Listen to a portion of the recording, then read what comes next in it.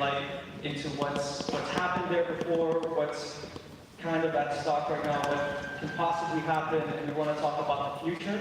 So this is an opportunity for folks to kind of get on the same page. We have some counselors here, and we want to make sure that we get your input, that we solidify people's collective input into the potential uses of that 196 acres of opportunity.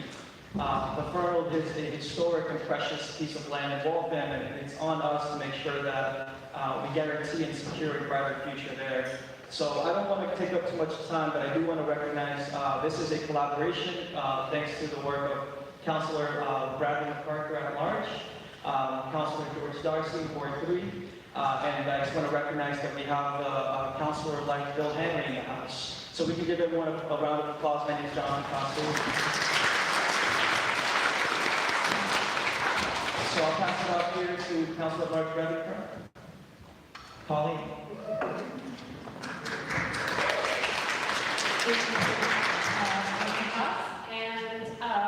Welcome to First Parish. This is a location we chose to have this community meeting. And just a couple of housekeeping things through that door are some restrooms.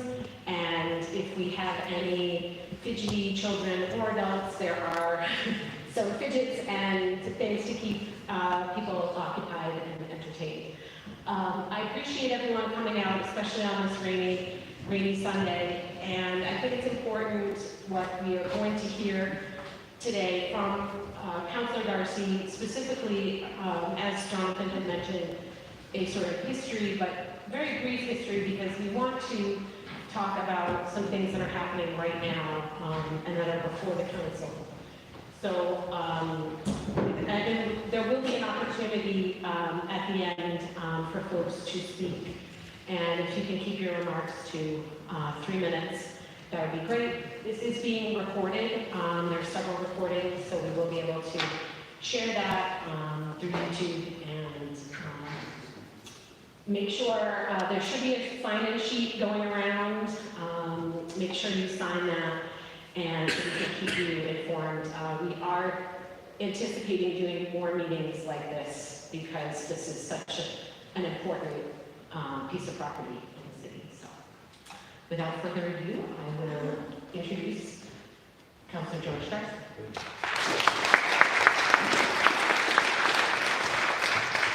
Thank you very much. Next slide. So just to go over, let me get my notes here.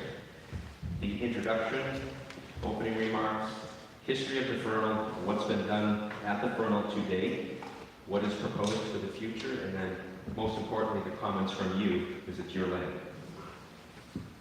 Next slide. As you know, the Fernald is 196 acres in total. Started in 1887. Initially started in 1848 in South Boston. It was acquired by the city December 28, 2014 for $3.7 million, which was a bargain. Next slide, please. It's the oldest school for developmentally disabled in the Western Hemisphere, established by Dr. Samuel Gridley Howe, who also founded the Perkins School for the Blind in 1829, and whose wife was the famous abolitionist writer Julia Ward Howe, who wrote the Development of the Republic. Unfortunately, Dr. Howe never got to visit the Fernald when it came to Waltham, as he had died the year before. Next slide. I'd just like to go over what's been done at the Fernald since the acquisition by the city. In 2017, the installation of a wooden fence to prevent people from driving onto the Fernald.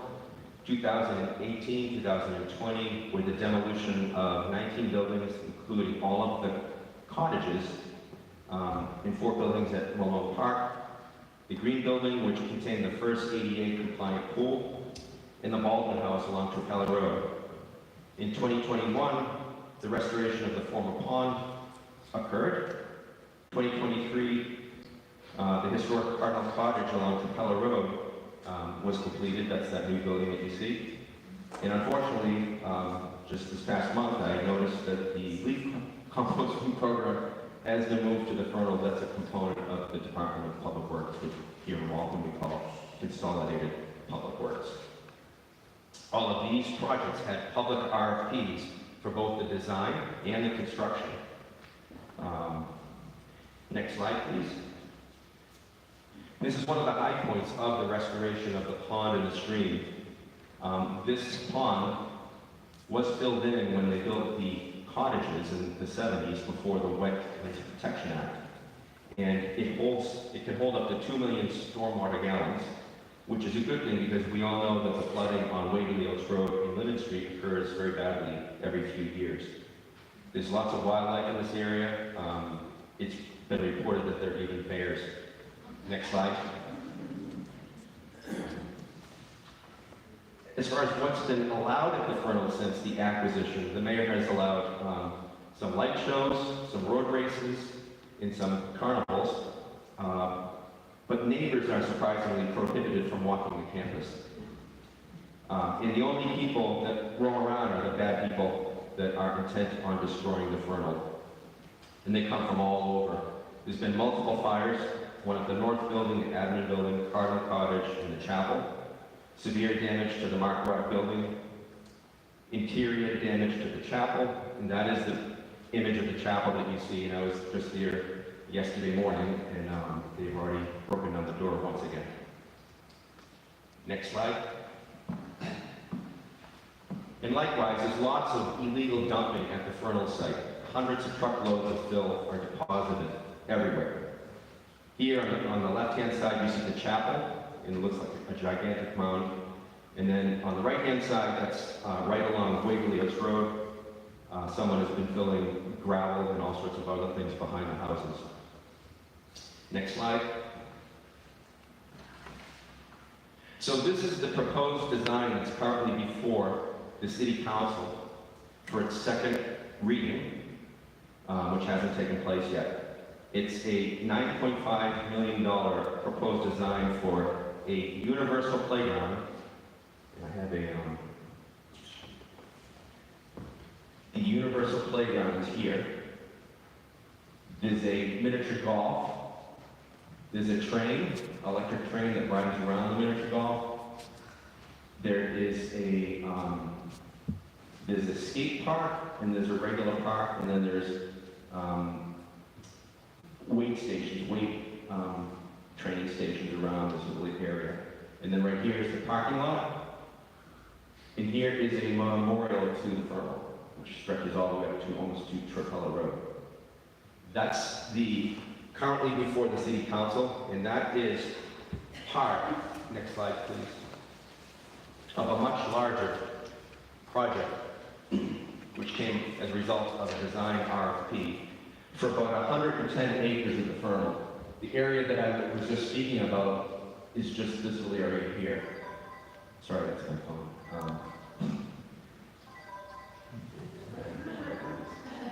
Well, it'll just go on. Anyhow, you see the pond in the upper left-hand corner, which was restored, and then the stream runs down here. You see the area to the left, which is a proposed driving range next to the Girl Scouts and the Gann Academy and Bentley Norms. You see here a disc golf facility. Unfortunately, the proposal for the disc golf facility will result in the removal of the mature oak trees, which is unfortunate.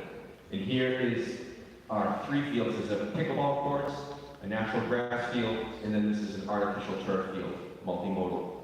So, although this was part of the design RFP that the architect developed, what came back before the City Council for this project is just these 2 components, which is just the universal playground, the miniature golf, and then the fields here, the 3 fields.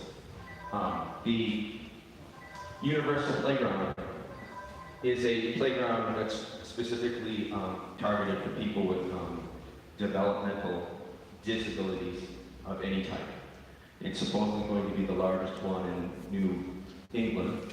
And associated with the design is parking lot for 100 cars, 50 here and 50 there. Overall, this entire design this is comprised of 110 of the 190 acres, is the parking in 7 parking lots for 500 cars, which is a lot. And the parking lots are strewn all over this area here. We'll come back to the slide later, but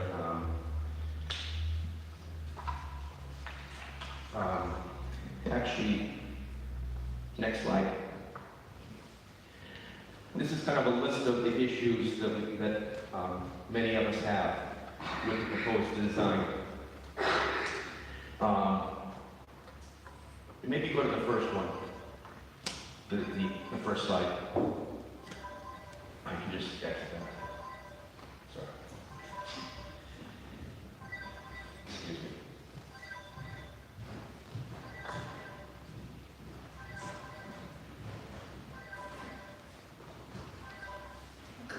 Sorry.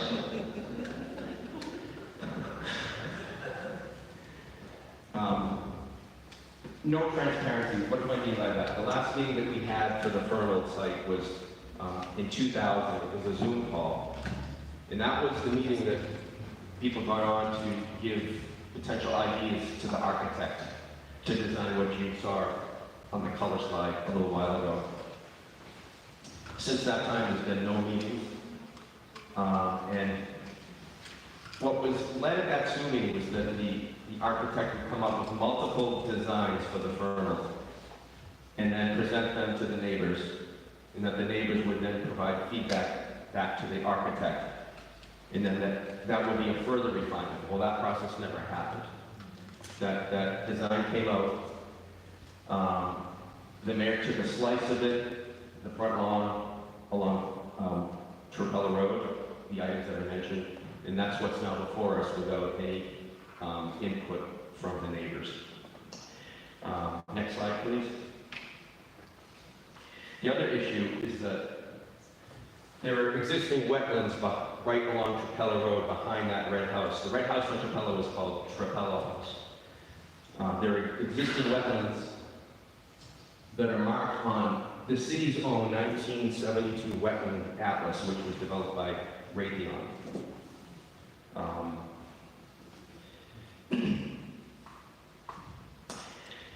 There's flooding on Shirley Road, on Upton Road, on Manning Road, and apparently the architect had stated that they do not intend to submit a notice of intent to the Conservation Commission for these wetlands, nor do they are going to enhance them.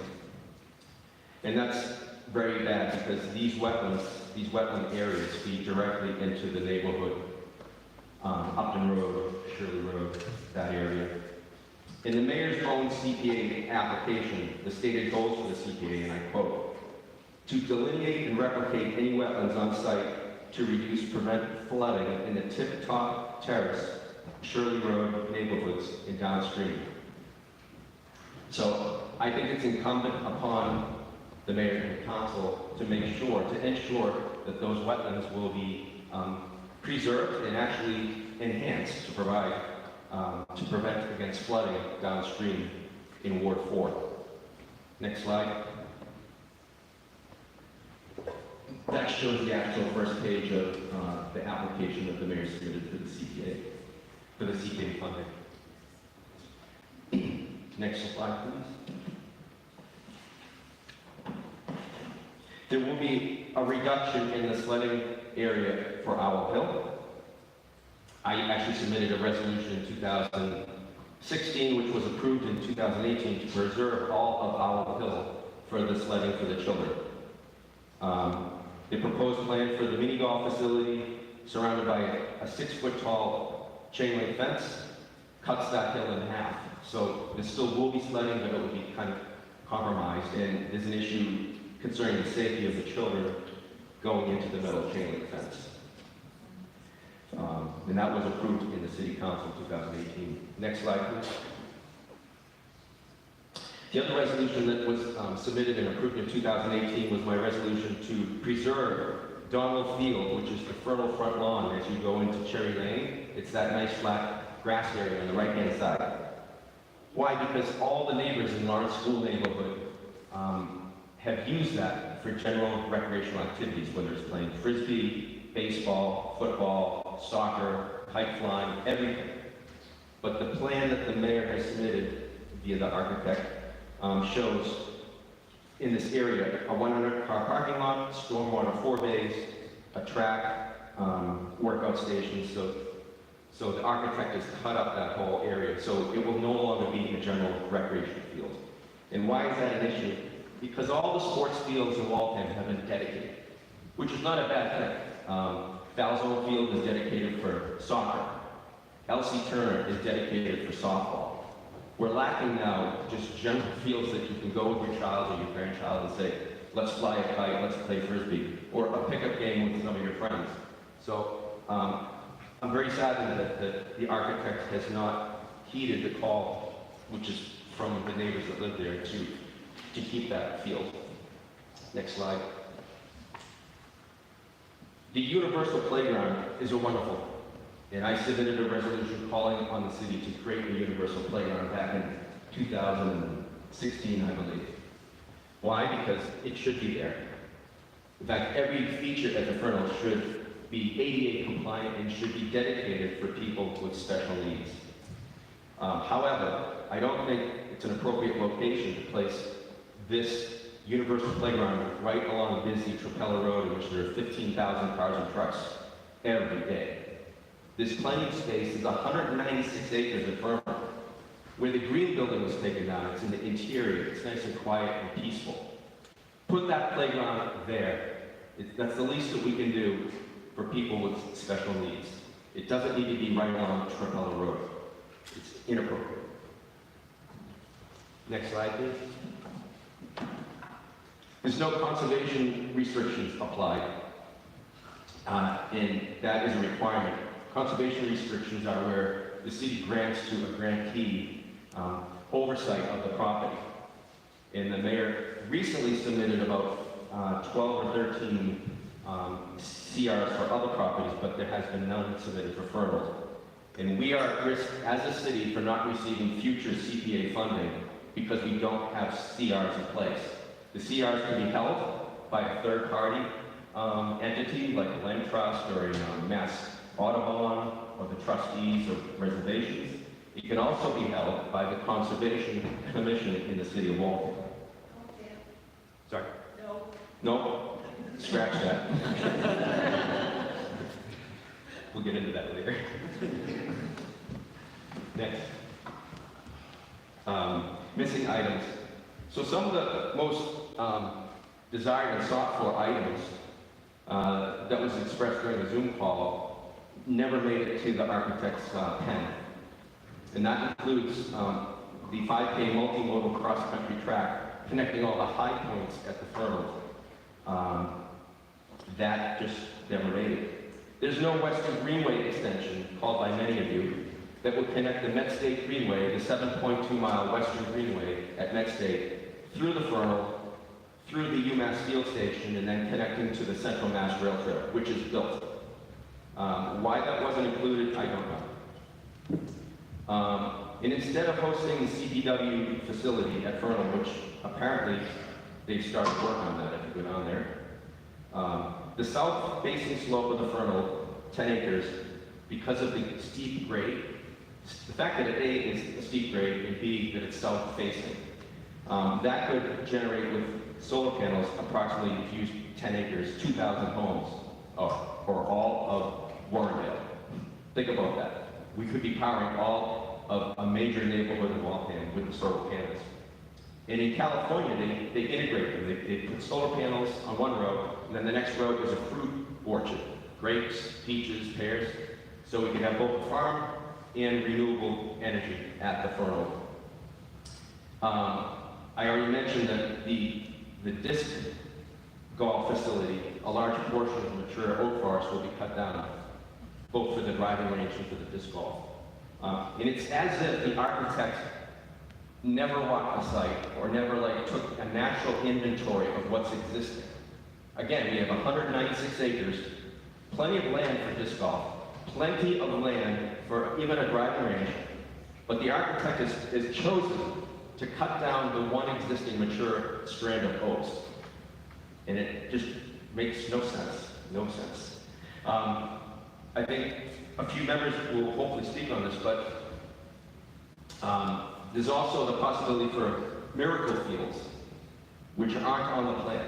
Miracle fields are those sports fields that are specially designed for people with disabilities of all types, whether they're physical, mental, verbal, mobility. And that would be wonderful. Instead of these gigantic, colossal facilities, you know, in the center where the green building was proposed, is where the green building was. I think we should look into miracle fields. And then lastly, the driving range. This is a horrible one. The driving range is located immediately adjacent to the Girl Scouts of Eastern Massachusetts, in Gann Academy High School, in Bentley dormitories.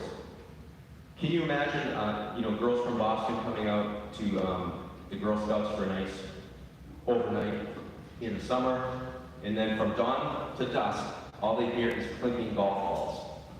It's just an inappropriate location. Again, we have 196 acres. If you want a driving range, there's plenty of land. It doesn't have to be next to the Girl Scouts. It's just very insensitive. Next.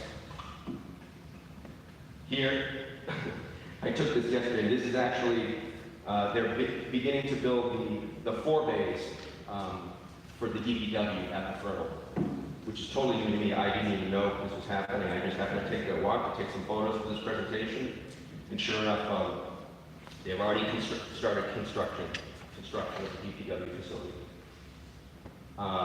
Next slide, please.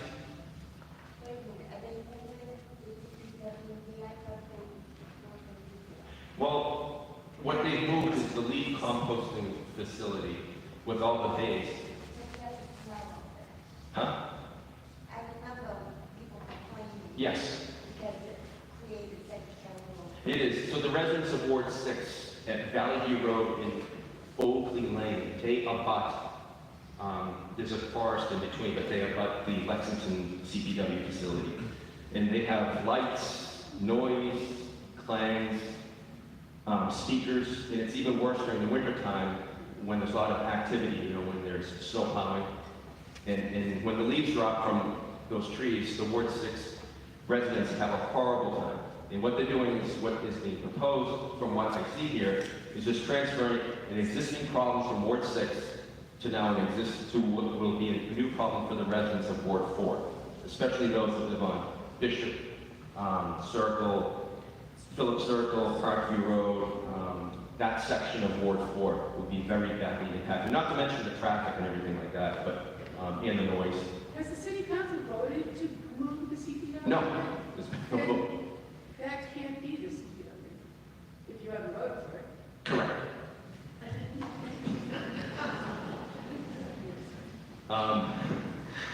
Next slide. Oh, we're on that slide. So this is the call to action, is to, as Jonathan mentioned, this is the beginning of a series of meetings, and we're going to call it the People's Fernald Working Group. And the key thing is we're going to invite experts in to future meetings. One of the things that I'd love to do is engage professional landscape architects and professors at the various schools at MIT, Tufts, Brandeis, Bentley, and have them in their master's degree classes actually take the design of the Fernald, the 196 acres, and have their students come up with designs that then the students can present to us. That is really, we should be using the expertise and the knowledge of our great schools that are in this area. The project, as I see it, is very piecemeal. There's not an overall holistic thought. And that needs to happen. It needs to start here. And we need to tell the mayor and tell our council that this is our land. This is a very special piece of land, 196 acres. And I want to read something here. Well, we can go on, and because I don't want to take all the time, because I want to hear from you. Next slide, please. This just basically says we need a major reset on the redevelopment of the Fernald, engage with the graduate students in landscape architecture, support the universal playground and the mini golf, but move it to a more central and quiet and peaceful area of the Fernald. Preserve Owl Hill for sledding. Enhance and protect those wetlands along Trapello. And next slide, please. And the key points are the piecemeal approach to the Fernald as we see it right now, and that the amusement park and the location of all the facilities on the grassy front lawn is not an appropriate location. And finally, that the CPW has already moved into the Fernald. And I'd like to just read one thing. This is my parting shot. I would love to light a fire under each and every one of you. Waltham has the incredible and very enviable opportunity to create a stunning 196-acre park unlike any other in Massachusetts, New England, or perhaps the East Coast.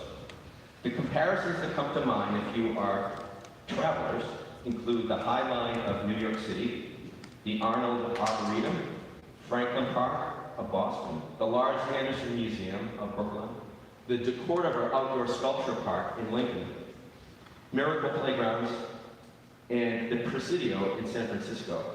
That's why we are engaging you, the residents of Waltham, in trying to convince the other elected officials to engage our local universities to develop a potential world-class passive recreation designs for the entire 196-acre site.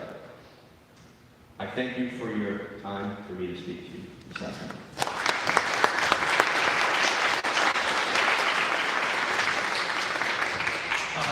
Thanks, everyone. I just want to say how much of a privilege it has been to work with George and the council. I've been on for 4 years, and George has really been a steward, a historian, and a scholar when it comes to the Fernald. So we can just give him another round of applause for it.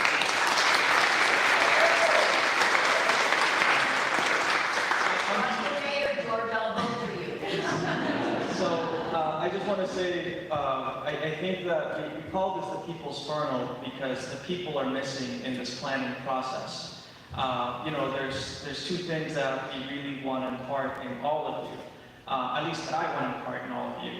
Number one, magicians have a way to do, when they do magic tricks, there's this thing called the sleight of hand. So while the left hand's doing something, the right hand is really what you should be looking at. And what's being proposed here is a sleight of hand, where you have a very, very narrow portion of the Fernald. No one hates a universal playground, right? But it's packaging this piecemeal approach where we don't know the bigger picture. Someone here tell me, what's the bigger picture here? What's going to happen to the 196 acres?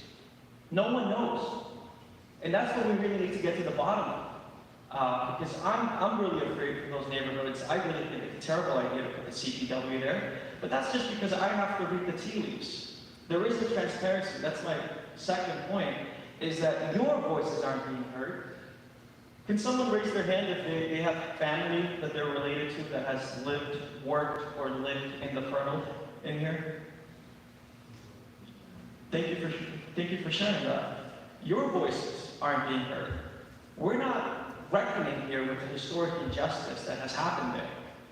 It seems like there's this kind of we're checking in a box, but take it or leave it approach. So I just want to impart that point to all of you. Do not fall for the sleight of hand. Let's talk about the bigger picture. What is the opportunity here? Can we have a Fernald master plan? Can we have something that really addresses everything? And we can actually maybe call it ambitious. Because that's what I said. I think my biggest issue is the lack of ambition here. I want to just, again, impart in all of you, we will have an opportunity for folks to join a working group. If you're part of those neighborhoods, we need you. If you have lived experience with family or people who have worked in the Fernald, we need you. We welcome you. This is going to be a collective community effort because there's a lot more here at hand than just $9.5 million for a little parcel of land. There's legal, environmental, and historic implications, and the time is now for people to get involved. So please, if you can, scan that QR code, sign in. There's an email draft that we will have that people can send out to the council, but we need your consistent engagement, and we need you to speak truth to power. This is the time not to negotiate or play it small. This is a time to actually speak truth to power, because this is the most consequential piece of land in Waltham, and it's on us to get it right. So that's my piece for all of you. Colleen's going to facilitate here. Folks can come up if people want to make a line. Colleen, you're going to lead this part. We'll start with a question or two, but we really want to give people an opportunity to speak. So please, Dina. So, thank you, Councillor Paz. I was just want to thank the three of you for putting this together, and for Councillor Landman for being here as well. And I just wondered if the other councillors were invited, and if anybody has shown an interest in what you're doing right now. Thank you. Yeah, we have sent invitations out. Councilor McLaughlin unfortunately couldn't make it today. We do have Councilor-elect Bill Landon here. But yeah, people need to hear from all of you, and they're very much aware of what's going on. They took a vote to get this through the first reading, which is why we're so concerned. Diana. So, question, when we talk about neighbors, we mean the whole city, don't we? Yeah, Because the mayor, when she talks about neighbors, means people right around it. this is a Waltham. Yeah. This is a Waltham land, it's a Waltham issue. Last question. If you really I want just to. wanted to ask if people are speaking to say their names, because you seem to know them, but some people don't. Oh, apologies for that. Sorry about that. Yeah, if folks can, here, Colleen. Folks can just say their name, where they live, and then they can share their comments. Thank you. Yeah, you can have, say your name, and then I will be the timer. I'm a former Toastmaster, so timing is everything. And you'll hear a little sound when your 3 minutes is up. And we are recording again this meeting, and we have folks that are taking notes. So this is for questions, comments, ideas, and make sure you scan this code up here to fill out the form so we can keep everybody in the loop. All right.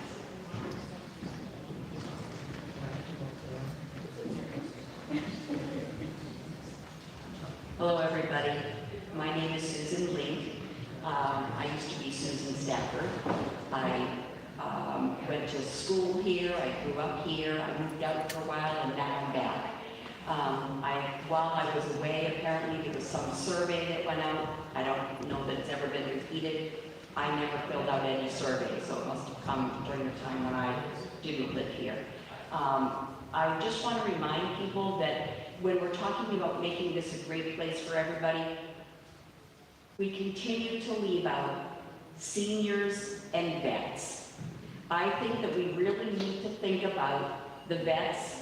I'm one of the people that goes into Mass and Cass, and we do things for the unhoused people there. I go in with a group of people, volunteers, once a month.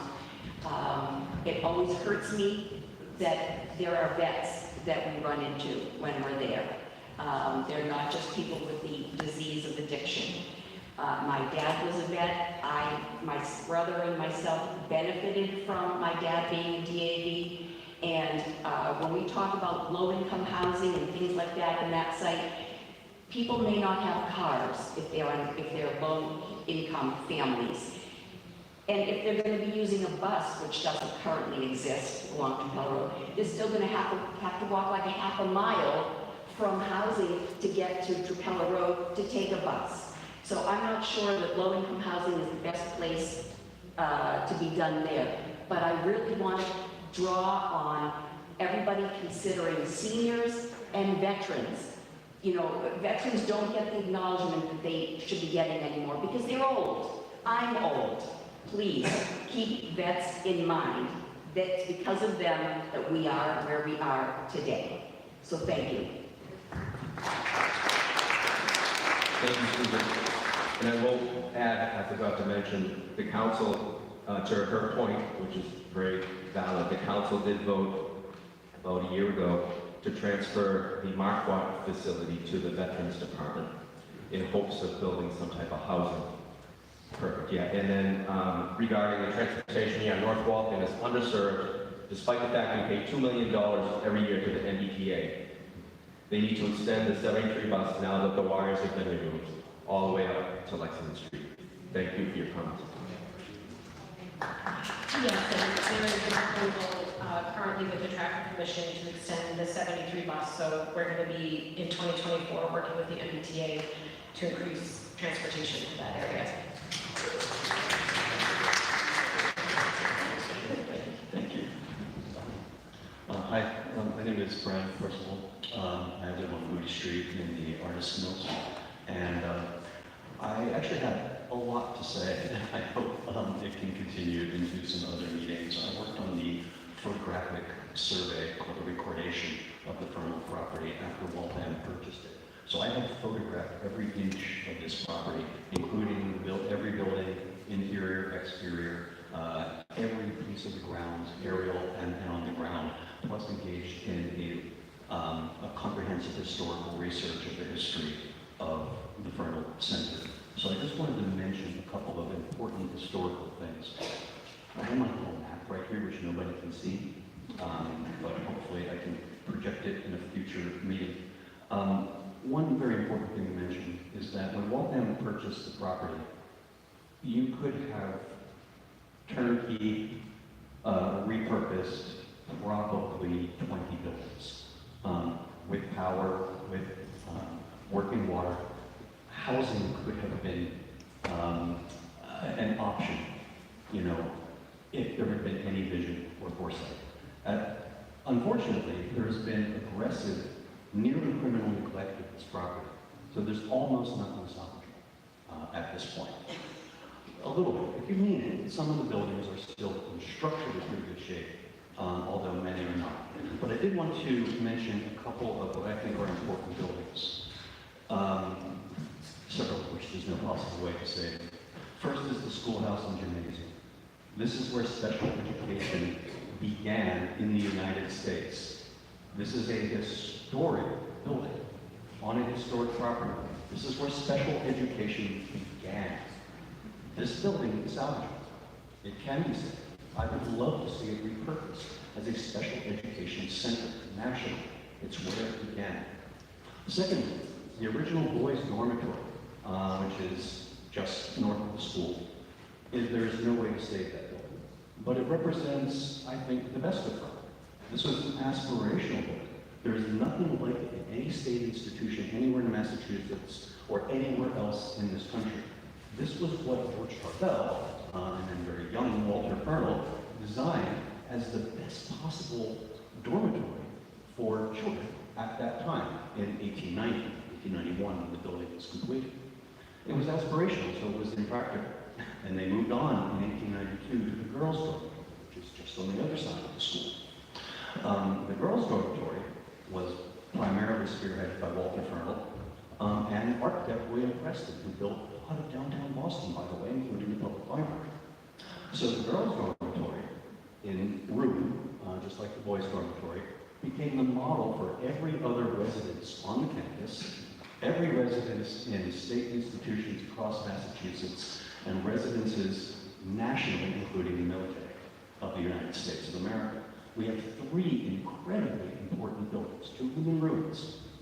I would love to propose in a future meeting saving a little chunk of the facades of each of the boys and the girls' dorm and the school, which already surround a natural courtyard, which is a park, a memorial park, already there.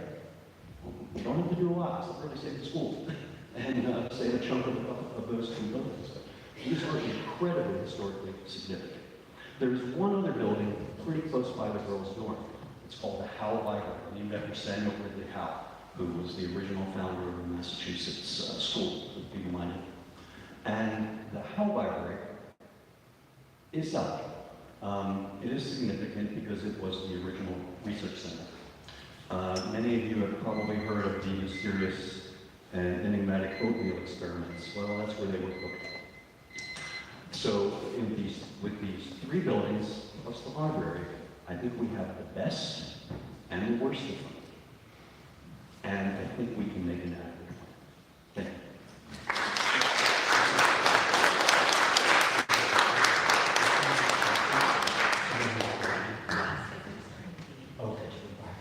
May I ask, where are your pictures stored? Where can we see them? Yeah, there's a website, and we can share that. Thank you. Yeah, we intend to have him as a speaker in one of the next meetings, the main speaker. Thank you. Brian. Well, I'll say that was a hard act to follow. And thank you very much. My name is John Allen. I'm a 37-year Waltham resident. I'm a bicyclist, active in bicycling advocacy. A couple of things about Fernald. One is that from the rail trail as it becomes extended up to Belmont, there is a spur that heads out and across Waverly Oaks Road to the old power plant, which you can still see there with its chimney if you're driving on Waverly Oaks Road. That is, as I understand from Waltham's traffic engineer, Michael Garden, public property, and it could become a spur from the rail trail to the Fernald property. And from there on, the question is, okay, where do you go when you're in the property? Well, there's the option there, for example, if you're headed west or north to avoid the intersection of Waverly Oaks Road and Tricolour Road, which is not a fun intersection to ride on a bicycle, and just recreational opportunities to ride around in this property. I have heard a suggestion for a recreational bicycle facility of some kind. One is called a pump track or a velodrome. That seems like an ambitious idea to me, but I think it's worth considering. Certainly as a cyclist and someone who's interested in bicycling, I want to be involved in this process and see that it works for citizens and others who would like to ride. Thank you.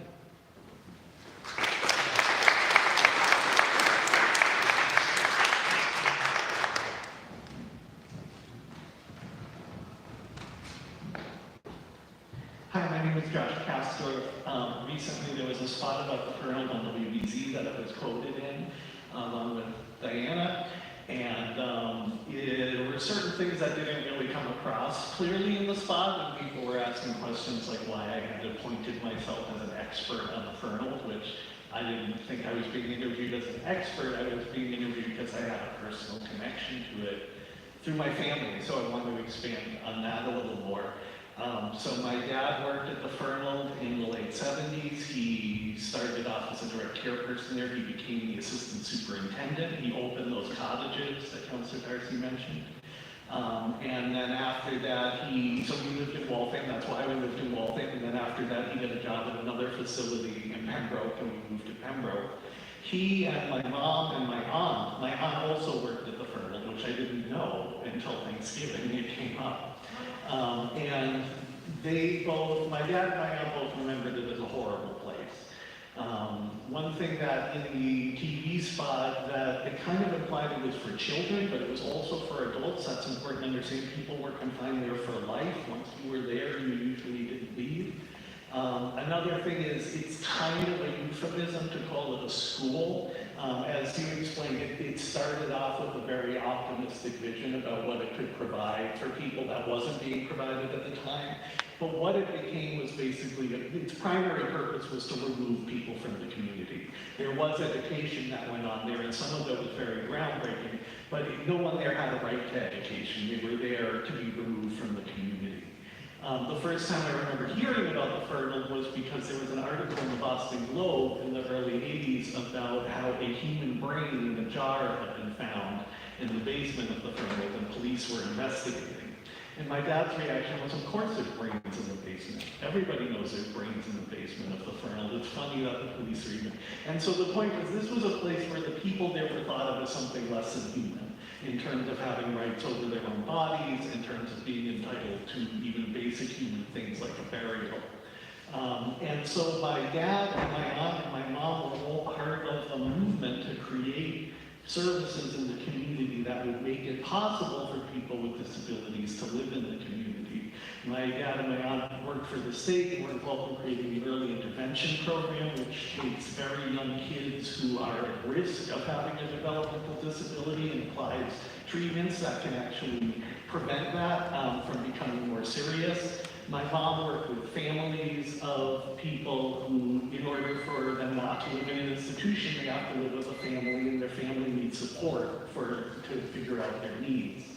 My mom passed away earlier this year, and at her service, I met a bunch of ladies I'd never met, and they said they had all been trained by my mom to work with people with autism. Because in the 70s and 80s, autism was basically thought of just like other developmental disabilities. So it was in the same organization served people with autism. Now, of course, we have a very different way of thinking about autism. And so she helped create new ways of helping those families that was different needs than people with other types of disabilities. So when I moved back to Waltham, I thought maybe I could be involved in somehow making sure that story was reflected in the reuse. Not that I wanted to design the memorial, I thought it should be designed by people with disabilities, ideally, or have a more direct connection to the Fernald, but I wanted to somehow be involved in making sure that happened. And I was surprised to find that it was extremely difficult to find any info about what was going on at the Fernald. And that there were other people who had already been working on this for years. Councilor Darcy is one of them, and it wasn't clear whether it had any impact on the actual plan. And I was shocked when there was a protest at the Fernald, and Mayor McCarthy did not respond to it publicly at all. She never said, you know, I understand these people think it's inappropriate to do a light show, but here's why we think it's appropriate. She didn't see fit to respond to it at all. So for a long time, no one knew what was going on. We found out that yes, in fact, there is a memorial, and the mayor talked to someone with a personal connection about designing it. This is a person who was a sister and a caregiver of someone who lived at the Fernald for life, for 7 years. This person believed that it was the only good place for her sister, and so she fought to keep the Fernald open. In the 1990s, when the ADA was passed, part of that is no more institutions. So for now, for over 30 years, it's kind of been acknowledged that you don't help people with disabilities by forcing them to live with other people with disabilities isolated from the community. She does not believe that. She still believes it's a good place. And that comes from her personal experience, so that's valid, but it's not typical of how people think about this now or how people will think about it in the future. So it seems like Mayor McCarthy, there's a whole spectrum of beliefs about this, and Mayor McCarthy has chosen to listen to one extreme of that spectrum.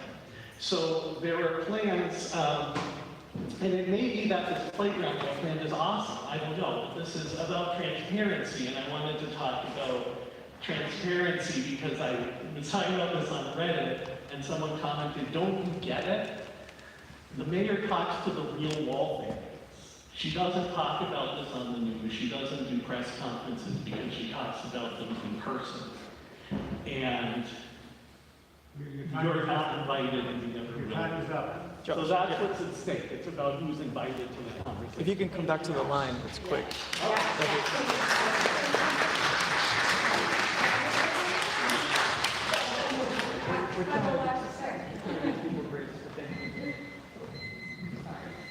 Hi, my name is Patrice McDonald. I'm a direct buyer to the Fernald property. I live on Chicago Road. I live in a house I grew up in, my father grew up in. We've been there a long, long time. Anyway, my first question for the gentleman who said Mayor McCarthy does this, Mayor McCarthy does that is, did you talk to the mayor yourself? I would love to talk. I did. I called her, she answered the phone, and I spoke to her for like half an hour last Monday. Well, thank you for doing that. Yeah, and she has an email that you can all, I don't think you would call me back. And we can talk. well, that you can email her. But anyway, the point is, yes, I also agree there's a lot of missing information, that we don't clearly get information. I've been fighting for that for the past couple of months, trying to post things to people have educated me on the website, that the minutes to the school committee and city council are on the website. But anyway, my point is, I know horrible things happened at the Fernald, but I also know many good things happened at the Fernald. In the 70s, I wasn't really aware of it, I was in high school. But I would say when I was a nurse at Waltham Hospital, the patients would come from there, and I worked in the ICU, and they would be in really good condition. The people who were, I don't know if they were called trustees or what, would walk back and forth in front of my house going to work. We'd meet them, talk to them, joke with them. There were certain groups of people that were allowed out. And as a brownie leader, I also brought my brownie troop to the Fernald to do arts and crafts in their activity center when we couldn't use the school anymore. So there were some good things that happened up there. As far as, so my conversation with the mayor, can't quote me because everything I'm saying is not exact, but, I asked her, I live right in front of Owl Hill, and Owl Hill, doesn't that consist of the area that the Shriver Center was on? So if the miniature golf and the other things are over by the Shriver Center, that is not changing the sledding hill according to the sledding hill I used to use. I think there's a lot of good ideas and good, changes that can be made that they brought up tonight. This evening, this afternoon, but and I just feel like I've lost my focus because there's so many other things I'd like to say. But the mayor did say it was a 20-year plan. She did say that some parts of the plan that you showed maybe getting rid of, like the track right on that area in the front. She also said that there should be housing and a cemetery. I just want to say one more thing about the CPW. I also saw the CPW site and thought that a CPW was being built there. According to the mayor, it is something to do with water, and also that they haven't voted on it yet, so it can't have moved yet. And one more point about the CPW is, if you go up the Fernald Hill and down the other side to the swamp, that is where the CPW of the Fernald was. The Fernald was like a small city, and they had huge, employees to support it, and that's where their public works, or not public works, but Fernald Works was in the same place. So I'm sure it'll be larger, and I don't know about odor, but there's a swamp right next to it, and I don't know about the odor there, but I think they should be talked about, but it's not exactly as it seems.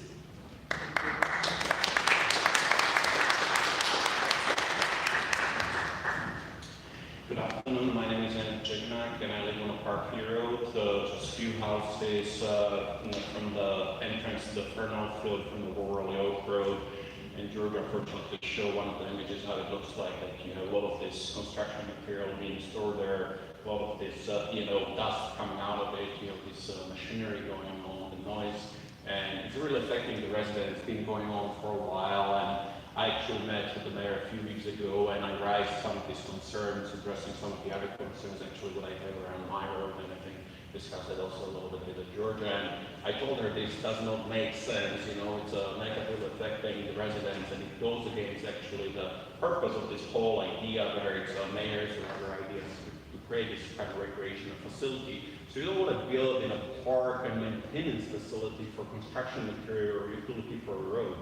So actually, George Darcy, City Council member, a few weeks ago, a request if this facility can be closed down, if there can be a proposal relocated, we must have a property somewhere in Waltham where it makes sense to have it, where we can store it for maintenance highways or so on. And if we don't have it, can we purchase perhaps a land where this can be created, or can we cooperate with the other townships around where we can find a place for it, but you don't want to have construction facility in the middle of a park. It just doesn't make sense. So I wonder if there was any, the city council members can comment on that, if there was any action taken on it, any feedback on that, any ideas? Yes, we submitted a resolution 2 weeks ago for the city to investigate moving the CPW facility to either industrial zone or commercially zoned land, and that would be land like 2nd Avenue, 3rd Avenue, 5th Avenue, Bear Hill Road. That got got forwarded to committee, and we're going to be discussing it tomorrow night at 7:30, I believe, or 7 o'clock. The other thing to think of is that, and that's where most towns have their CPW or DPW facilities located next to the highway in an area where residents don't live. I wouldn't want to transfer the problems from Ward 6 to Ward 4. And the other thing is that all of Fernald, 196 acres, is zoned conservation/recreation. That's a zoning. And in that zone is prohibited dumping any types of storage, transfer stations, leaf compost. It's all banned. So they're going to have to change the zoning in order to allow what I think starting to see, and that would be unfortunate. Thank you.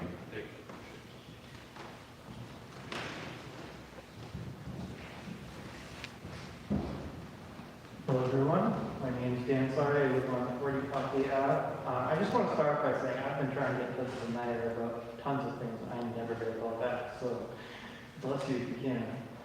I've been trying to get information out of the city as to what's been going on for the sake of transparency throughout this whole process. The city has been explicitly attempting to roadblock people from finding out what's going on. They illegally charged a friend of mine $600 to get emails that people had submitted with their proposals for the plans that they, asked us to talk about in that December meeting that George referred to. They held a meeting to approve this plan in a locked building in an unannounced meeting. They got in trouble with the state for it, so they reheld it in a locked building and just voted yes without discussion. This is as, backdoor meetings, like smoking, secret friends of friends knowing friends, as it gets. The public input at these meetings all talk about open space, walking trails, signage, talking about the history of the site, and talking about how important it was to memorialize the tragedy of what happened there. And instead we're getting an amusement park, which is, there is basically no input asking for any of this stuff. I have a lot of specific objections to the plan. George covered most of them. I'd like to add one particular one, which is that for a facility that is largely catering for children, there are no bathrooms. You have to cross roads to get everywhere. It is not accessible. The city calls it accessible, but you absolutely need a car to even get there. And then there's a whole bunch of legal issues with this plan, aside from the conservation restriction line. The city signed an agreement when we bought this property. The state has a continuing interest in it. If we sell or rent this land, the state gets money. They actually have a stake in this still. And we signed an agreement saying that we would run by the Mass Historic Commission any plans for redevelopment. As far as I'm aware, we have not done that, ever. And we have frequently talked about uses for this land that are illegal under CPA laws. The city went out of its way to take out the shipping range, that driving range that George pointed to, because it would have elevated this to the attention of the state, and they didn't want to get caught doing what they're doing here. The state could just take this land back, and then it's whatever they want to do, and we're not going to have a say in that. If we go forward with this plan, it's going to be the site of protests. There's going to be continual vandalizing the site. The buildings are going to continue to fall down behind it. And they're going to squander all this money on, what? There's a splash pad down the street. There's a playground, the playground should not be in the middle of nowhere with no shade. The train would not even pass any kind of casual scrutiny into fitting in with the historic context of the site, which we're required to do. And just tell your city councilors to vote no on this, or we're going to lose property forever.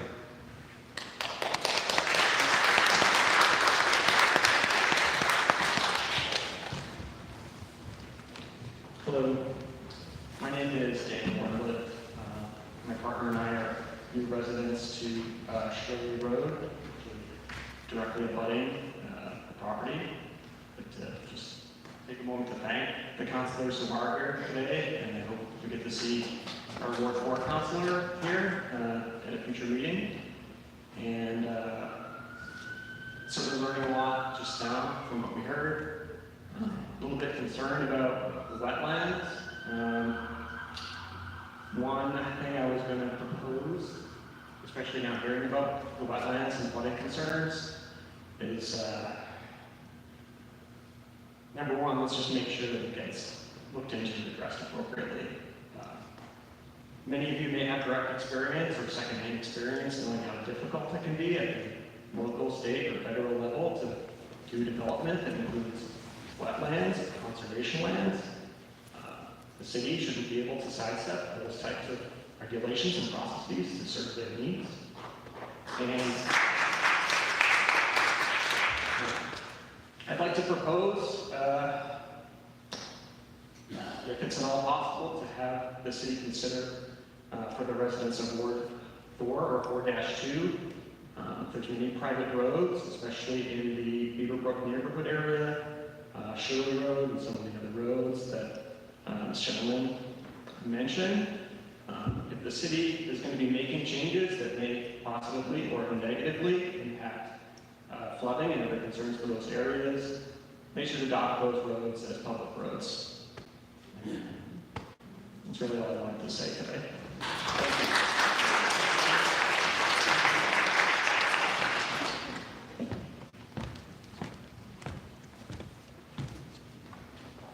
Hi, I'm Diana Young. I live at 147 Bishop's Forest Drive in Waltham. And I was the chair of the Community Preservation Committee when we bought the Fernald with high hopes and with a plan that said that 2/3 of the property, the front 2/3, was going to be for open space recreation and historic preservation. And while we've been talking a lot about open space and recreation, I don't think the amusement park ideas that seem to be there on this property were in our minds at that time. I mean, there's so many things jammed in that are more active recreation and less passive kind that we were thinking of. But that, as long as we fit within the CPA definitions of conservation recreation, we'd be fine. But there's a problem. The property was bought 9 years ago. It's supposed to be subject to a conservation restriction on the property that's open space and historic preservation on the buildings. And there's even a part of the property that was historically recognized as a historic landscape in front of the administration building. Those CRs and HRs have not been put in place. If they were, there would be a third party that would have to be looking at these plans to see if they met the rules and if they protected the environmental and historic properties, the characteristics, I mean, of these properties. It's not happening. And I think it's happening because some of this stuff doesn't. I don't know how a train comes in as open space or recreation. But that aside, I wanted to point out a couple of things that might be useful for information for you to look at. One is, as was mentioned, the recordation at Fernald. That has a password, a website, and they keep changing it. I had access to it. We're not finished with the website. It Oh, will be by okay. next meeting. Will it? Yes. Okay, because it was driving me crazy. I had to sneak around and get the... I can give you the... Oh, good, that would be good. But anyway, it shows the pictures of what the property looked like when it was acquired. It doesn't show what it looks like now. Colleen tells me I had some pictures from the Fernald that are on that can be rotated. So hopefully we can see those. Just briefly, one other thing I would like to suggest is there is a petition on change.org. If you look under Fernald, you can find it. And I would urge you not only to join this group and to look at the website that's being set up, but also to look at that petition. It's already set to go to the councilors. So that's another source of information. It has a lot of the history. Thank you.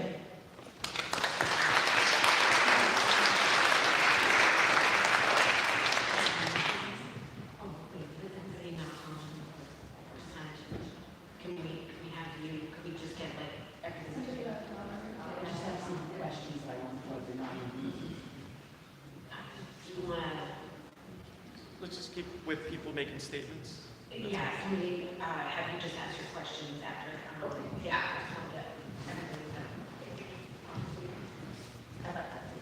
Okay, but, you know what?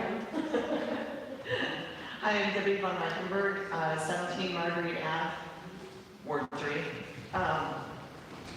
Hello, new counselor. You've not heard from the last of me.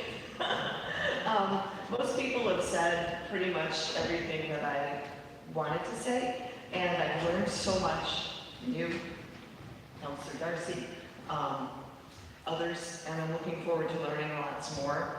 I just wanted to, pile on about the process. I'm a medical writer, and I work with teams to produce documents for regulatory agencies, and they give me input, and I put it into a draft, and I do not say, all done, because as much as I would love to, because they always have input on my draft. They say, well, that's not what I meant at all, or why did the statistician say that? That was stupid, or, they don't say stupid, but it's an iterative process, and to take input from the public and seemingly not even judge that input and say, this might not be appropriate for the space, and just stuff it all into a plan, and to have an architectural firm say, oh yeah, we're fine putting all the, you're paying us, I guess, it was $2. And no one said, this is kind of a monstrosity. I just, I don't know. Am I weird? Or, I don't know, it just boggles the mind. I think people alluded to a lot of the redundancy. Athletic fields, we have those. Tennis courts, we have those. Basketball courts, we have those. We don't need them at Fernald. So on and so forth. Mini golf, come on. So, I won't belabor that either in the sensitivity to the environment.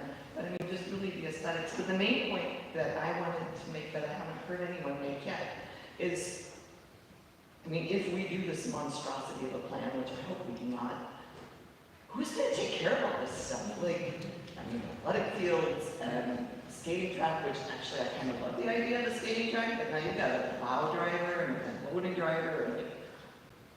And I just look around at the city. Is there a plan to take care of this stuff? And I have in my notes, if you can't say something nice, I will say that the restoration of the pond, the resurfacing of the stream, is great. I'd like to see more like that, please, and some of the ideas and the restoration of the history. But just really creating a place that acknowledges the hope that the place was, what it became, the somewhat maybe redemption of it. I don't think we need to beat ourselves and wear sackcloth and ashes, but I think there should be some level of respect that is not shown in this plan. I don't know, all I have to say. Looking forward to it.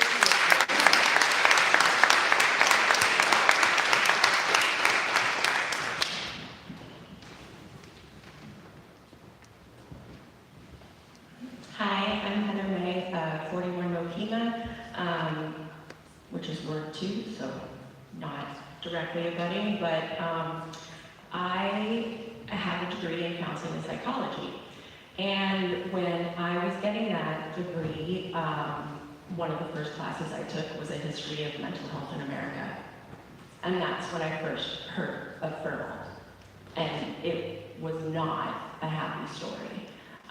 It was held up as an example of what can go horribly, horribly wrong when there is not proper oversight. The lack of proper oversight can also pertain to trying to fix something like this. And I know we've all mentioned the lack of transparency. It's not a new problem in Waltham, and we all know that. But this is one of the most important parcels of land in eastern Massachusetts. And I just can't imagine putting into place plans for that without talking to experts, without talking to multiple people with multiple perspectives. The amount of hubris to think that you have that authority is frightening to me. the 60 Minutes show that was done about the Fernald in 2004, a gentleman named Joe Almeida talks about being 11 years old and slicing up the brains of those with severe disabilities who passed away. That was a job that kids did there. I am not going to put my kid on a train to wait on a place where that happened. It's distasteful at best. And I am just, I wrote notes. I don't usually have notes when I speak, but I wrote notes because it upsets me so much that we are thinking about doing this. There are a lot of things that we can do at Fernald. I don't know if you saw this week in the Boston Globe, there was a big article about a project that they just finished in Roxbury. It was it had been an MBTA bus yard with industrial chemicals, waste, decaying buildings filled with asbestos and lead paint. That all sounds very familiar. It is now a mixed-use development of 382 housing units, retail, green space, public lawn, outdoor events, senior housing, a gallery filled with local art, and a community gathering place. That's vision. And that's vision. I see you coming. That's vision that took input from the Roxbury community at every single step. And that's all we're asking. That is all we're asking for.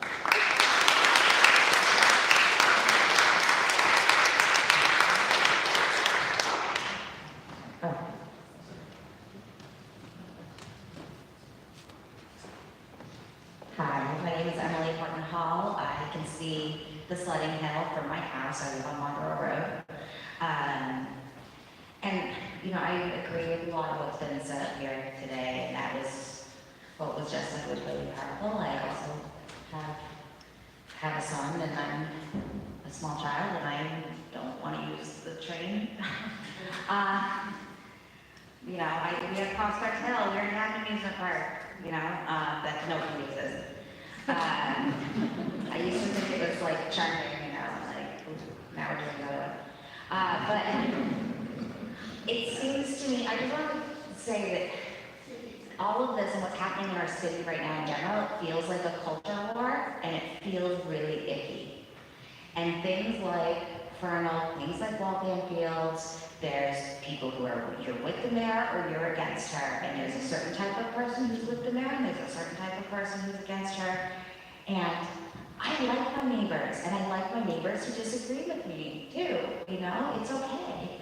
And I just really wish that there was some way, and maybe with this, you know, People's Fernald, we could, you know, recruit some people who don't necessarily agree with everything so that we could come to some sort of full agreement, because it just feels really icky. I love my city. I love the people who live in it, even those who don't vote for the same people that I vote for, and I don't want to be at war with half my city.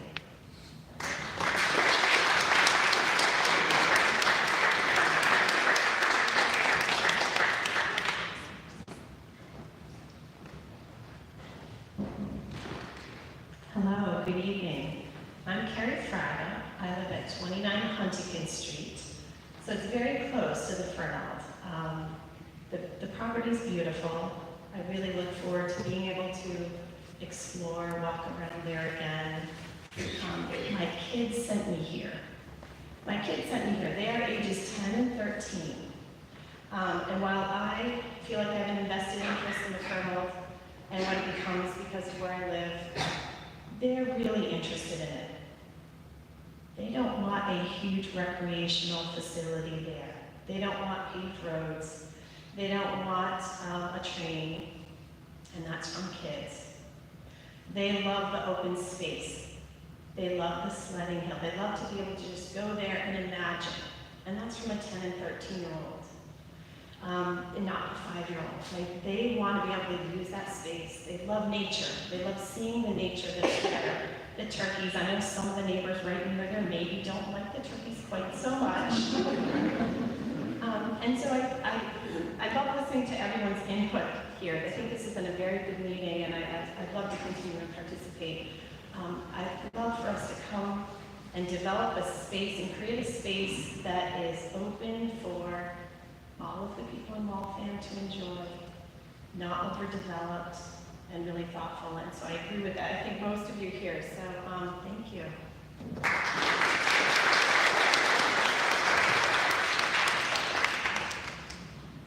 Hello, my name is Emily Cypek. I live at 241 School Street, not next to the Fernald. I did, however, visit the Fernald when a friend of mine worked there, invited me to visit. It was mealtime, and one of the residents grabbed me by the hair and pulled my hair.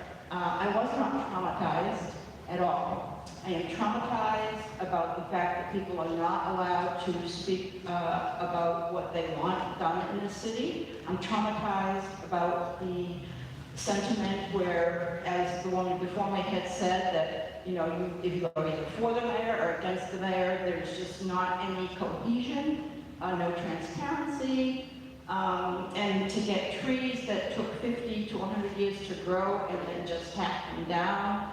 And that's happening all over the city. I've been taking pictures of trees that are no longer, way too many of them.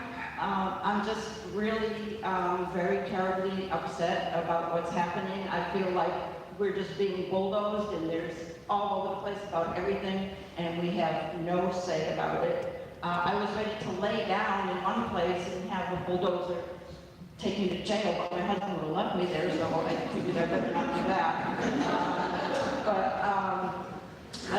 I'm very, very upset. There's a playground at Prospect Hill. It's locked for half the year. Nobody can use it because it's off-season, and we don't need another locked place that's locked off-season. I visited a place in New York. I can't remember the name of it. It's on my desktop. They had a walking trail, non-asphalted, with plants for butterflies and other pollinators to visit. And I think we need much more of that here and much fewer, much less asphalt. Thank you.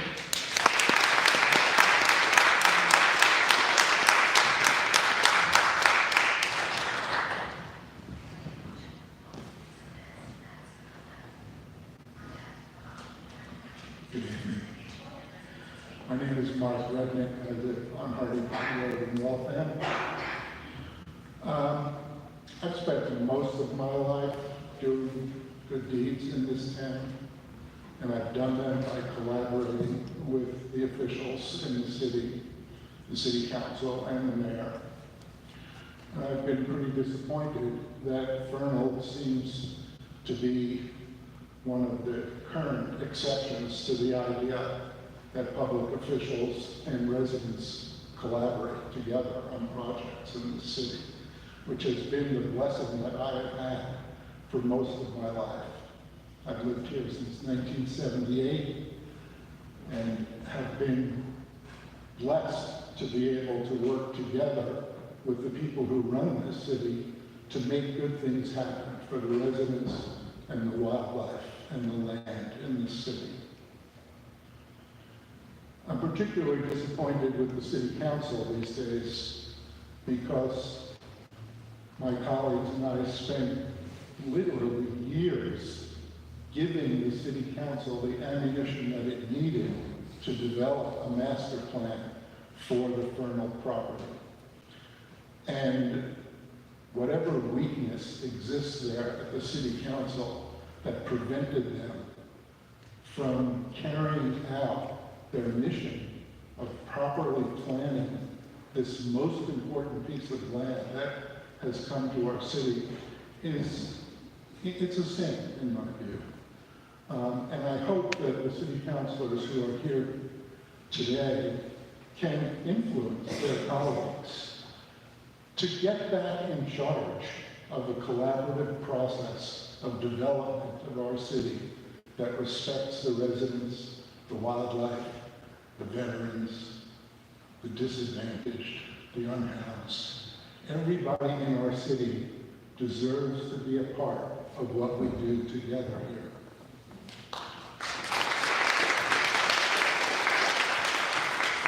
So, how many of you know what the Western Greenway hiking trail is? Awesome, awesome.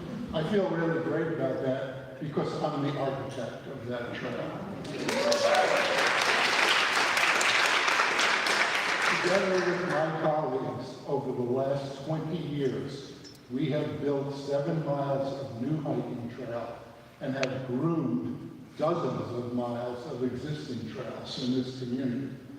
I was shocked to learn that the Western Greenway Trail was not on the map of the Fernald property. I laid out the whole trail. I know that it's there on the Fernald. And in fact, I was empowered by the City Council to make a demonstration plot at the Fernald to show them where the trail would go. And happily, that happened. The City Councilors approved the development of the trail.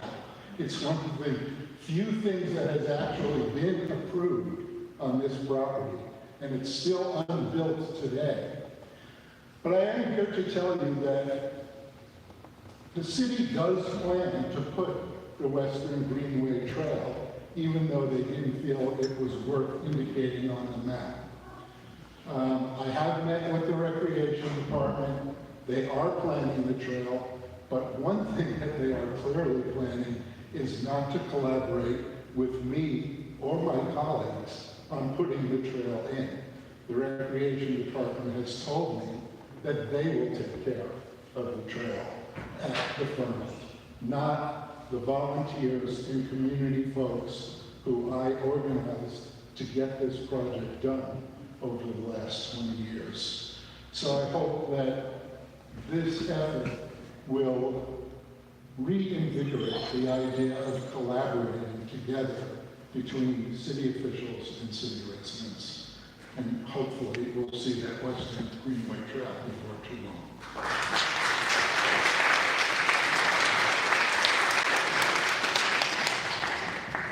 So I'm going to be quick because this is the second time around, and I'm sorry for anyone who's turn I'm taking.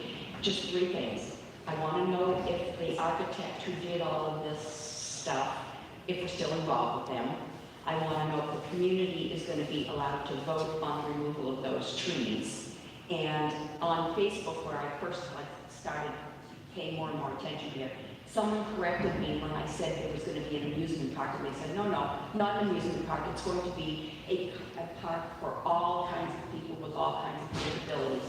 Well, I'm sorry, but a train going around a miniature golf sounds kind of amusement park to me. And I think there's liability involved with that, and I also think that we're not going to keep out people from other towns who aren't paying for these things, like the Waltham taxpayers. So thank you for letting me have a second turn.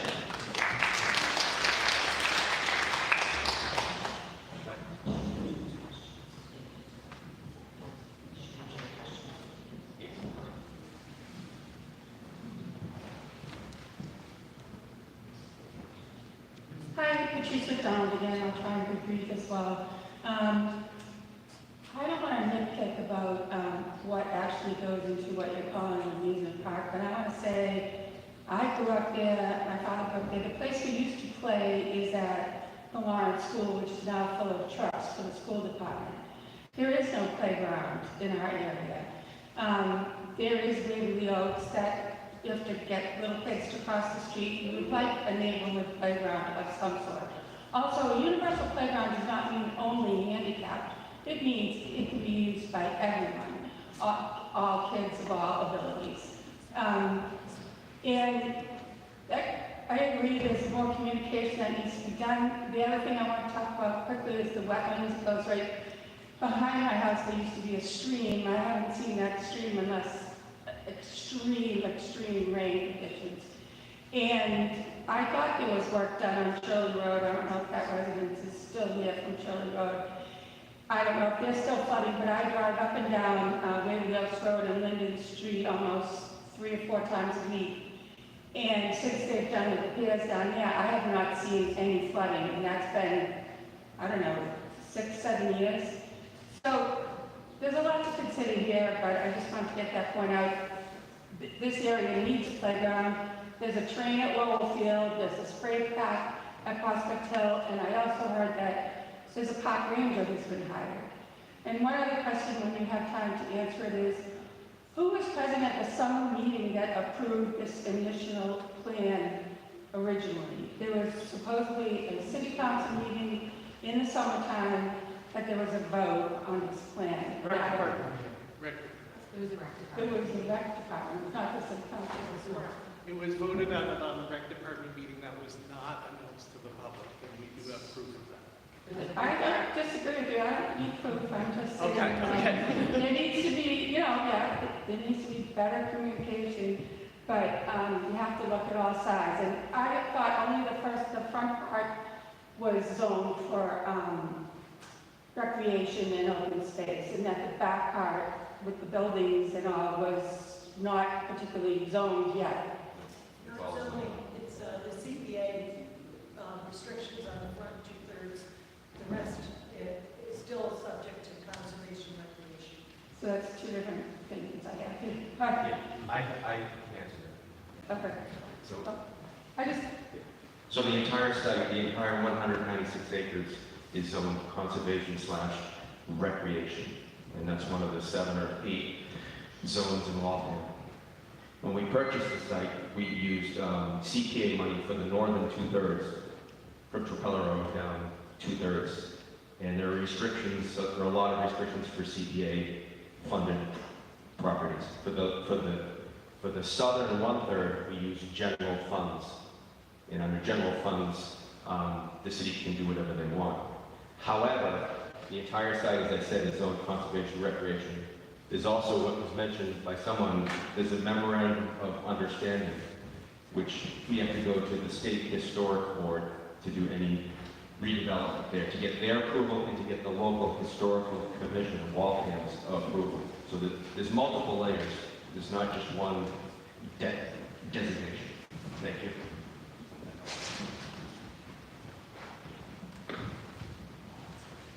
Hi, I'm Angela Garcia. I live on 15 Marlborough Road, and I'm also not in favor of the plan with the random quote-unquote amusements there. I don't want to repeat a lot of things people have said. I think are good points. I just wanted to mention one or two things.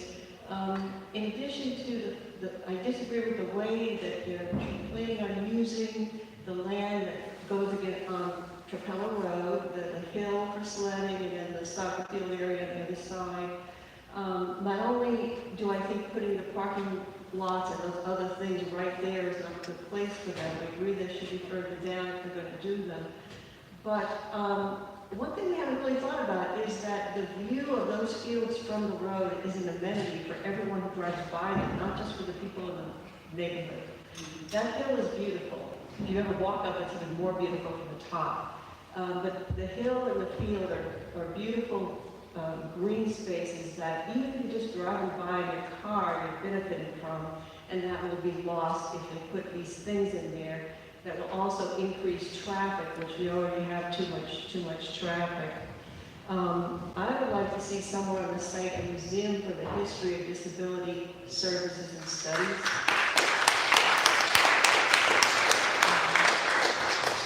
And I also think that instead of manufactured amusements like mini golf and stuff, that we could put the resources into accessible hiking trails and,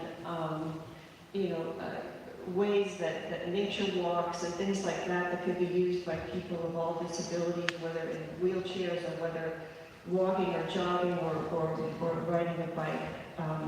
I'm also a little concerned. There have been a few mentions here and there that only part of the plan is made and the rest of the land, the bulk of it is not planned yet, and the explanation is, well, it's a sequential thing, we'll get to that later. But I'm a little worried about what are they holding it for? I hate to be paranoid, but I'm just wondering, why aren't we talking about the rest of the land or the bulk of the land? I'd really like to know what the plans are, if not specifically, in general, the types of uses for the rest of the land before I would agree to what's happening on the part that they've already come to development for. Thank you.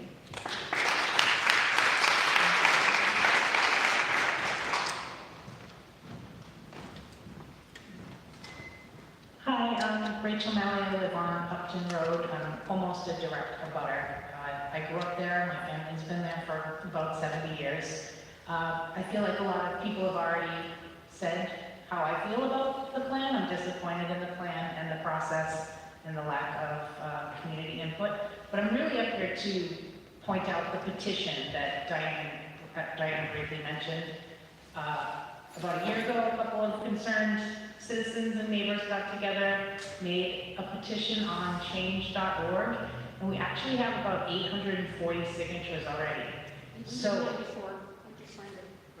right, so that's what I'm hoping that maybe some of you in the room are not aware that it's there. The headline on it is Save the Fernald. It's also on Facebook under the Fernald Rescue Group.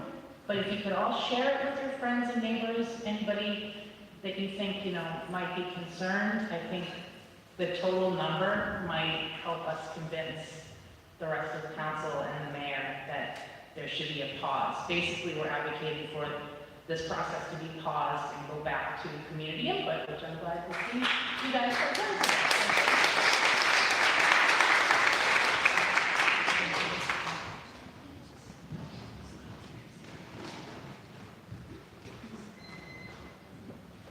Hi, Andrea Parent, 175 Prospect Hill Road. I wasn't planning to speak today, mainly because I'm up here because I have a question, but to summarize, I've lived in Waltham for over 20 years, and when my kids were small, before we bought the property at Fernald, I remember taking them there to sled, because it was the biggest hill in Waltham, the other hills were small, and I remember taking them on the sleds, and it's a big hill, and you could coast, and someone said it was near the Schreiber building. You could coast almost to the Schreiber building, it felt like, if you got rid of the one. So I think that's a valuable hill to preserve and the open space in front of it. I was really glad when the city bought the land, and I don't think I was that, like, oh, they'll do something with it. I was waiting for a plan. And recently with all this stuff, I went looking for a plan. I went looking for, the first thing I heard about it was 2020, and I found this website called the Fernald Working Group. And there's nothing in it from 2018 on. And I'm like, well, what happened to that front enough? There's a whole long list of people who were thanked. The mayor's on it, the city council at the time is on it. And I'm like, what happened? Were there any plans there? And my main question is... Okay, sure. Okay, my main question was, what happened and why is it different from the 2020? The Fernald Working Group existed for, from the time that Governor Romney suggested he was going to sell the Fernald, get rid of it, until the election, the last election of the mayor, not this one a month ago, but 4 years ago. We tried, we had community meetings, we had charrettes, we brought together people on a regular basis, we tried to talk to the mayor. She refused to take my phone calls after a while. So we said, until there's a new mayor, we weren't sure we could get anywhere. Now I see, how many people have shown up, and if all of you can be involved, and if we get other people involved, maybe we can make more of a difference this time. I think she got a little scared with this election.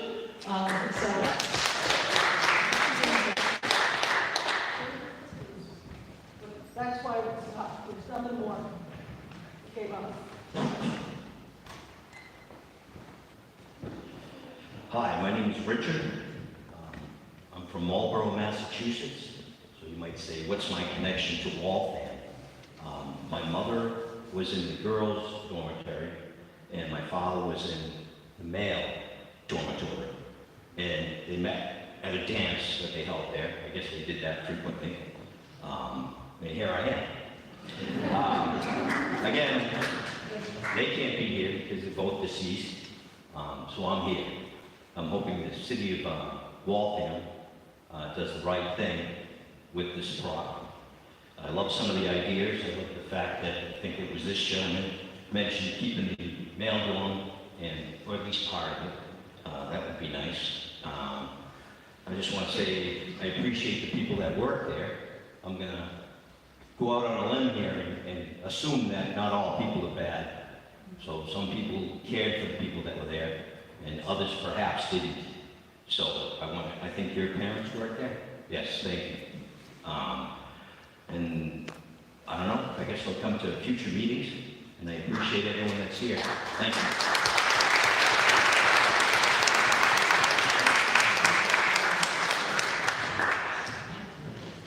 Hi, I just wanted to follow up very quickly because I know we're running so late. The website, yes, my colleague who's working on the web component of the recordation keeps redesigning it. So I will give him a deadline of next meeting so you guys can see it. Also, one of the first playgrounds, not only in the state, but in the entire region, is at Fernald. The McDougal playground right in front of McDougal, Dome, and Westerners. You know that one, George?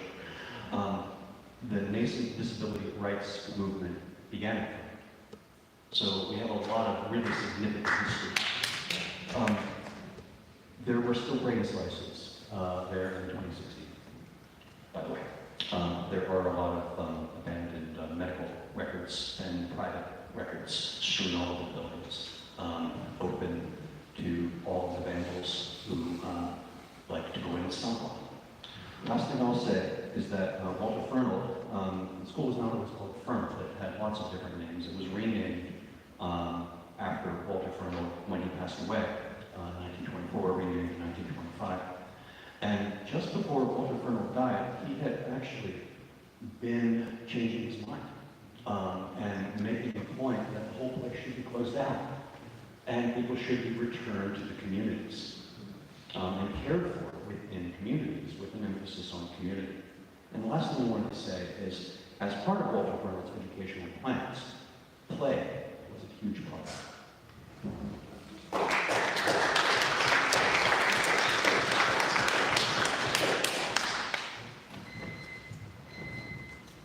The eggs are done. I know, I'm going to time myself. But I just want to say thank you to everybody who came today. I think that we have some folks I just want to recognize here from Watertown. A city councilor in Watertown came to me with an idea related to what George presented with the Miracle Fields, which is we have right next door, we have the Perkins School for the Blind. We have groups in Watertown and Waltham that create activities for folks with all different ability levels and sight impairment, things like that. And they just don't have any land to do things like a field that would be inclusive. And that's why we started talking. And so we started talking because we have the land, right? And that's what we're talking about today. This is almost 200 acres. It is the biggest parcel. This is all things people have said, but it is really important to myself and my fellow councilors that we get this right. And in my opinion, getting it right means involving all of you. So I appreciate everyone coming out, and we are going to be having future meetings, but I just want to go back to our 3 calls to action, because as George mentioned at the beginning, this $9.5 million proposal is tabled, so it can be taken off the table. And there's a council meeting tomorrow night. One other thing I wanted to mention is a few folks had mentioned the rec department. So the rec department has a board. They meet, I believe it's one Wednesday a month at 5:30 over at 510 Moody Street. So I don't know if y'all work 9 to 5, you can make that. But that's where a lot of these decisions get made. And that level of project, the scope of these projects, the amount of money that these projects are being proposed to be in a rec department board that is not recorded also is frightening to me. And that is part of why we're doing this, right? Is we are taking it out of places where it is not visible and not discussed. And this property, it is a disservice to not bring the public into this process.